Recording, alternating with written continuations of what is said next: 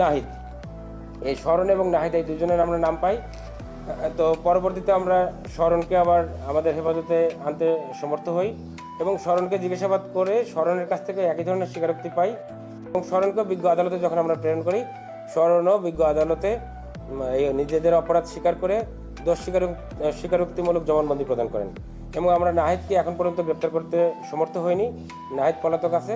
আমরা নাহিদকে আইনের আওতায় আনবার জন্য আমাদের আবেদনিক কার্যক্রম অব্যাহত রেখেছি এবং আমরা আশাবাদ ব্যক্ত করছি যে খুব দ্রুততম সময়ের মধ্যে নাহিদকেও আমরা এই গ্রেপ্তার করতে এবং আদালতে সোপর্দ করতে সমর্থ হব।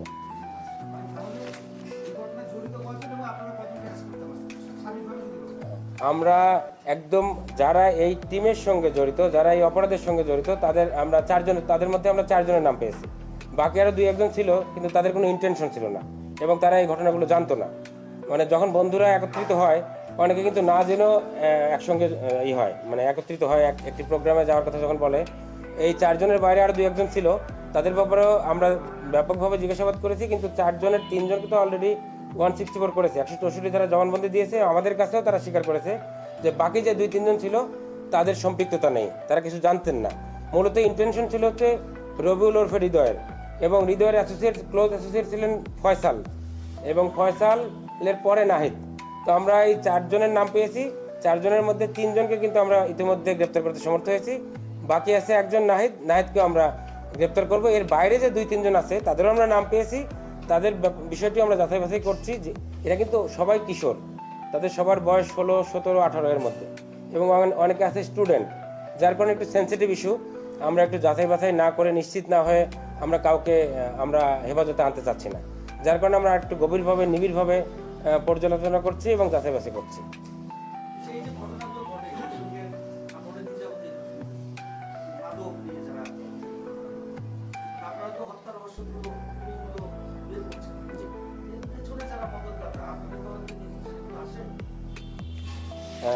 অনেক সময় আসে।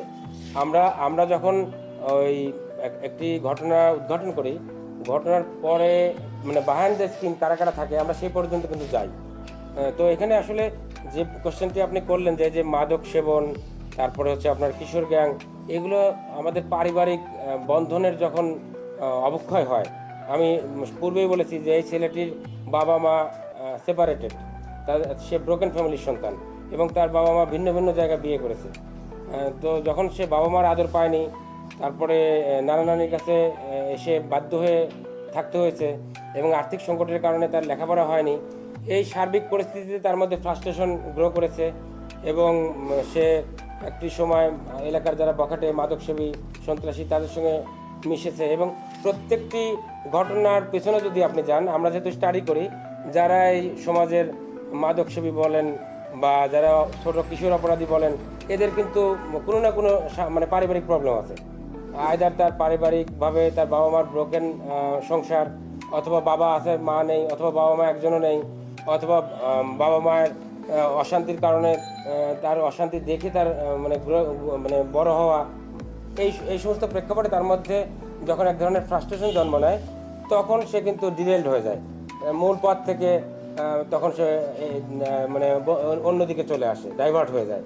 তো আমাদের যে ভিকটিম রুদ্রের ক্ষেত্রটা ঠিক একই রকম, এবং রুদ্রের সঙ্গে আমরা বাকি যাদের গ্রেপ্তার করেছি তাদের যখন আমরা ব্যাকগ্রাউন্ডে গেলাম, তাদেরও একই ধরনের চিত্র। অর্থাৎ তারা কোনো না কোনোভাবে ফ্যামিলির আদর থেকে বঞ্চিত, তারপরে ফ্যামিলির টেক কেয়ার থেকে বঞ্চিত, ফ্যামিলির নার্সিং থেকে বঞ্চিত। এই যখন ফ্যামিলি বন্ডেজ থাকে না, ফ্যামিলি থেকে ফ্রাস্ট্রেশন হয়, তারপরে আগে তো একটি সামাজিক বন্ধনও ছিল, সামাজিক অনুশাসন ছিল, সামাজিক অনুশাসন, পারিবারিক অনুশাসন যখন দুর্বল হয়ে